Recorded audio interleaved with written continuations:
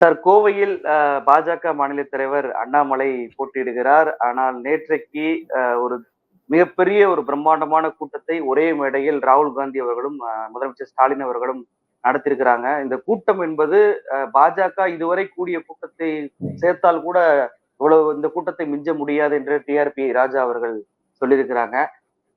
ஒட்டுமொத்த ரோட் ஷோவையும் ஒரு sweet box வந்து காலி பண்ணிருச்சு அப்படின்னு சொல்லிட்டு முதலமைச்சருக்காக ராகுல் காந்தி வாங்க போன அந்த ஸ்வீட் வீடியோ வந்து இப்ப வைரல் ஆகிக்கிட்டு இருக்கு. எப்படி சார் பாக்குறீங்க நேற்று கோயம்புத்தூர் கூட்டத்தை? முதலமைச்சருக்காக ராகுல் வாங்கிய ஸ்வீட் பாக்ஸ் செய்தி உண்மையிலேயே நிகழ்ச்சியாக தான் இருந்தது. காரணம் வந்து அவர் கான்வாயை நிறுத்திவிட்டு ஒரு கடைக்கு போய் வாங்கியிருக்கிறார். 1 கிலோ குலோப் ஜாமுன் என்று கடைக்காரர் கூறியிருக்கிறார். அது ஒரு நிகழ்ச்சியான விஷயம் தான். ஆனா மற்றபடி இந்த பிரம்மாண்ட கூட்டத்தை வைத்து நான் எப்போதுமே இடைபடுவதில்லை. என்ன காரணம்னா உங்களுக்கே தெரிஞ்சதுதான். கூட்டங்கிறது நம்ம ஆர்கனைஸ் பண்றோம். ஒரு காலத்துல கூட்டத்துல எல்லாருமே அவங்களா வாலண்டியரா கலந்துக்கிட்டாங்க. இப்போ அந்த நிலைமை இல்லை. ஆனால் கூட்டத்தை வைத்து எதை மதிப்பிடலாம்னா, கூட்டத்துல காணப்படுகிற எழுச்சியை வச்சு மதிப்பிடலாம் ஒண்ணு. ரெண்டாவது, அந்த அளவுக்கு ஒரு ஆர்கனைசேஷன் ஸ்கில் வேணும்ல. நீங்க வந்து ஒரு ஊர்ல இருந்து ஒரு 50 பேரை கூட்டு போறோம், பணமே கொடுக்கறதா வச்சாலும் எதை நம்பி உங்களோட அந்த 50 பேர் வராங்க? பணம் கொடுத்து கூட்டு போயிருவீங்க, அப்புறம் திருப்பி கொண்டு வந்து ஊர்ல விடணும்ல. சோ அடிப்படையில ஒரு 50 பேரை கொண்டு வரக்கூடிய அளவுக்கான ஒரு மிக கீழ்மட்ட தொண்டர் இருந்தால்தான் லட்சக்கணக்கான பேர் கூடுகிற கூட்டத்தை அரேஞ்ச் பண்றது ஈஸி. மற்றபடி அரேஞ்ச் பண்ண முடியாதுங்க. நீங்க எவ்வளவுதான் ரூபாய் செலவழிச்சாலும் உங்களை நம்பி வந்து கேடர் வரணும். கேடர்ல சாதாரண பொதுமக்கள் கூட வரணும்னா அது ரொம்ப கஷ்டம். எனவே அப்படி நம்ம இது மதிப்பிடலாம். வெல் ஆர்கனைஸ்டு, பாதியில யாருமே கலைஞ்சு போல, முழுமையாக தலைவர்கள் பேச்சை எல்லாருமே கேட்டாங்க. கூட்டத்துக்கு முன்பின்னான டிவி நிகழ்ச்சிகள்ல நானும் கலந்துக்கிட்டேன். ராகுல் காந்தி அவர்கள் பேசிவிட்டு போகும்போதும் பேசுகிற போதும் புதிய தலைமுறை செய்தி தொலைக்காட்சியில விவாதத்துல நானும் பங்கெடுத்தேன். ராகுல் காந்தியோட பேச்சு, அது குறிப்பாக அவரு தமிழை பற்றி பேசியதெல்லாம் ரொம்ப மகிழ்ச்சியா இருந்தது. ஏன்னா நாங்க வந்து கிட்டத்தட்ட 60 வருஷத்துக்கு முன்னாடி காங்கிரஸ் எதிர்ப்பாளர்கள். அண்ணா வந்து தேர்தல் மேடை விசித்திரபுரி அப்படின்னு சொல்லுவாரு அந்த காலத்துல, 65, 66கள்ல. என்ன விசித்திரபுரின்னா, கல்லறிந்து தாக்குவதற்காக கரங்கொண்டோர் கனத்த மாலைகளை ஏந்தி கொண்டு வருகிற விசித்திர மேடை தேர்தல் மேடை, விசித்திரபுரி. அதாவது முதல்ல நம்மளை கல்லை விட்டு தாக்கி இருப்பாங்க, ஆனா தேர்தல்னு வரும்போது எல்லாரும் மாலையை தூக்கிட்டு வராங்க. அப்போ வந்து அந்த கூட்டணியை வச்சு அவர் சொன்ன கமெண்ட் அது. கூட்டணியில வந்து ராஜாஜி உங்களுக்கே தெரிஞ்சதுதான், எல்லாரும் இருந்தாங்க, இடதுசாரி தலைவர்கள். காங்கிரஸை தோற்கடிக்கணுங்கிற ஒரே அஜெண்டா தான். இப்போ பிஜேபியை தோற்கடிக்கணுங்கிற ஒரே அஜெண்டால காங்கிரஸ் வந்து அந்த லெவலுக்கு வந்திருக்கு. வரும்போது இந்த விசித்திரபுரியில ஒரு விசித்திரம், காங்கிரஸ் கட்சி வந்து தமிழை பற்றி பேசுவது, தமிழின் பெருமையை பற்றி பேசுவது, தமிழின் மாண்பை பற்றி பேசுவது, இதெல்லாம் ஒரு கிட்டத்தட்ட 60 வருஷம் கழிச்சு பார்க்கும் போது கொஞ்சம் எனக்கு முரணா கூட தெரியுது, நகைச்சுவையா கூட இருக்கு. அரசியல்ங்கிறது அப்படிதான், அது வளைஞ்சு நெழிஞ்சு போகக்கூடிய ஒரு பெரிய காட்டாறு. அந்த வெள்ளத்துல வந்து காலத்தை நம்ம பின்னாடி இருந்து பார்க்கவே முடியாது. காலங்கள் கடந்து வந்துடும். இன்றைய நிலைமைக்கு தான் நம்ம பேச முடியும். இப்ப இன்றைய நிலைமைக்கு பேசும்போது இந்த திமுக கூட்டணி ஏற்கனவே வலிமையான கூட்டணி தான். ராகுல் காந்தி வந்து பேசிய பிறகு இன்னமும் அது வேகம் பெற்றிருக்கிறது என்றுதான் நான் எடுத்துக்கொள்கிறேன்.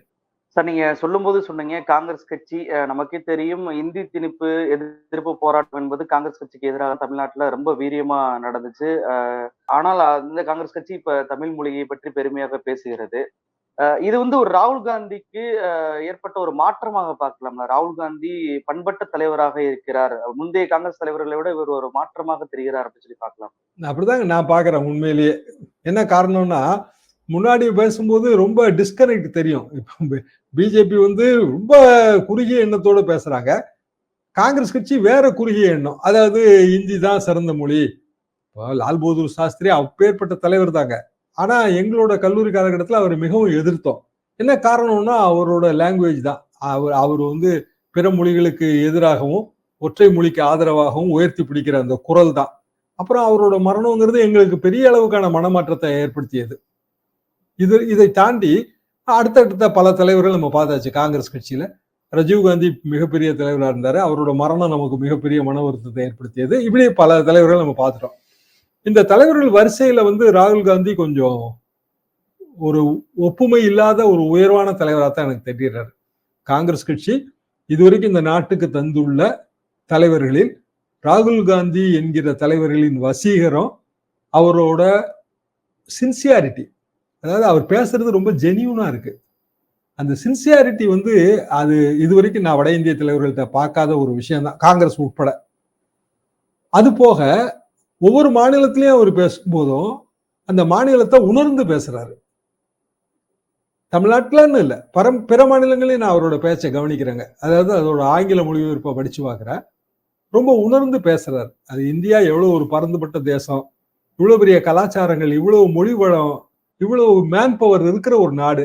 இந்த நாடு எப்படி இருக்கணும், இந்த நாடு எப்படி இருந்தா எப்படி நம்ம சுருக்கமா மாத்தலாம், இந்த நாட்டை மீண்டும் பழைய பாதையை கொண்டு போயிட வேண்டாம், பிரிட்டிஷ் காலத்தில் இருந்ததை விட இப்போது தேசம் பிளவுபட்டு நிற்கிறது அப்படின்னு ராகுல் காந்தி சொல்லும்போது உண்மையிலேயே அது வேதனையா தான் இருந்தது. அப்படிதான் இருக்கு.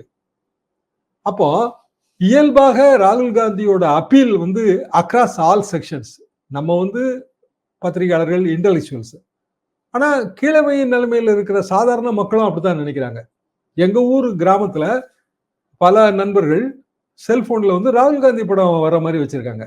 நான் ரொம்ப ஆச்சரியமா பார்த்தேன். நான் எந்த தலைவருக்கும் அப்படி பார்த்தேன். சாதாரண கிராமத்து நண்பர்கள் தான், சும்மா விவசாய பணிகள் பார்த்துட்டு இருக்கிறவங்க. அப்ப அந்த அளவுக்கு அவர் அப்பீல் ஆயிருக்காரு அப்படின்னு தான் நான் புரிஞ்சுக்கிறேன். காங்கிரஸ் தனது பாதையில இருந்து ரொம்ப விலகி வந்திருக்கு. ஒரு மதுரையில தாங்க முதல்ல எங்க இந்திய எதிர்ப்பு போராட்டத்தோட முதல் இது பிரச்சனை மதுரையில தான் ஆரம்பிச்சது. காங்கிரஸ்காரர்கள் அந்த கருப்பு கொடி ஏற்றும் போது அவங்க முதல் நாளே ஏத்திட்டோம். 26ஆம் தேதி ஏத்துறதாக மாணவர் மன்றம் தீர்மானிச்சிருந்தது. ஜனவரி 26, 1965. 25 ஏத்துனா அந்த சின்ன ஊர்வலம் மாதிரி போனோம். அதுக்கு அடிச்சாங்க. இதுதான் அப்போ இருந்த நிலைமை. அது பிறகு எவ்வளவோ மாற்றங்கள் ஆயிப்போச்சு. இன்னைக்கு எல்லா மொழிகளையும் நம்ம மதிக்கணும், எல்லா மொழிகளுக்கும் சமமான அந்தஸ்து கொடுக்கணும், இப்படியான ஒரு மொழிக் கொள்கையில இப்படி பெரிய வேறுபாடு வந்திருக்கு. மாநில உணர்வுகள் சார்ந்த விஷயம், இப்ப நீட்டு விலக்கு, இதுல காங்கிரஸ் கட்சி வேற மாதிரி நினைக்குது. இத்தனைக்கும் இந்த நீட்டு முறையை கொண்டு வந்தது அவங்கதான். அதை தாண்டி பல மாறுதல்களை பாரதிய ஜனதா செய்தது. ஆனா இன்னைக்கு அது மேட்ரு சுப்ரீம் கோர்ட்ல பெண்டிங். அப்போ ஒழிக்க முடியாது நீட் தேர்வை. மாநில விருப்பத்துக்கு விட முடியும். அது அட்மினிஸ்ட்ரேட்டிவ் ஆர்டர். இப்படியான ஒரு நல்ல ஒரு வயா மீடியாவா எடுத்திருக்காங்க. நீட்டை ஒழிப்போம் சொன்னா அது நிச்சயமா நடக்காது. ஆனா நீட் தேர்வு அந்தந்த மாநிலங்கள் விரும்பினால் நடத்தட்டும், அவ்வளவுதான். அப்போ நம்ம நிர்வாக ரீதியான ஆணை மூலமா இதை மாற்ற முடியும். ஸோ காரிய சாத்தியமான விஷயங்களை சொல்றாங்க என்பதுல எனக்கு உண்மையிலே அது பெரிய மகிழ்ச்சியாக இருந்தது. பல்வேறு வாக்குறுதிகள், காங்கிரஸ் கட்சியின் பல்வேறு வாக்குறுதிகளை ராகுல் காந்தி விலக்கி சொன்னார். முக்காவாசி வாக்குறுதி ஏற்கனவே தமிழ்நாட்டோட வாக்குறுதி மாதிரிதான். நம்ம இப்ப என்ன திட்டங்களை செஞ்சுட்டு இருக்கிறோமோ அதை தான் அவங்க வாக்குறுதிகளா கொடுத்திருக்காங்க. ஸோ சாத்தியம் என்பதுதான் எனது உணர்வு, பொதுமக்களின் உணர்வு.